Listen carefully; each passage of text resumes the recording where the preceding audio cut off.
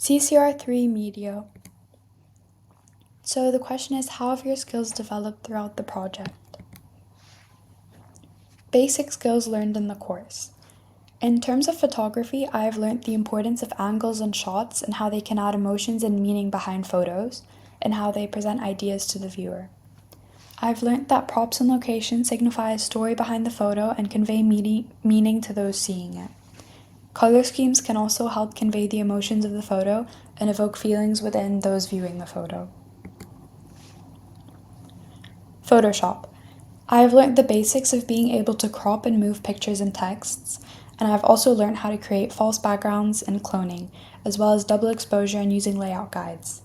In addition to that, I have learned to use other magazine layouts as inspiration to structure my own magazine, such as the examples that I've put in the photos. Publisher.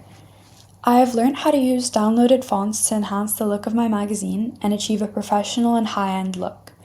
I decided to use Publisher because Photoshop uses bitmap pixels, which can lead to a grainy and pixelated look, whereas Publisher uses vector lines and curves, which leads to a smooth and non-grainy look. I have also learned how to autofill text boxes. Why I have used certain skills. I have used a false background because it is conventional and creates a professional look for my magazine. I have used fonts from DaFont to add a more elegant look to my magazine and give it personality by using fonts that would relate to my magazine. I considered using brushes to add certain textures and techniques to my magazine, but found that they looked unprofessional and therefore chose not to include them in my magazine through trial and error.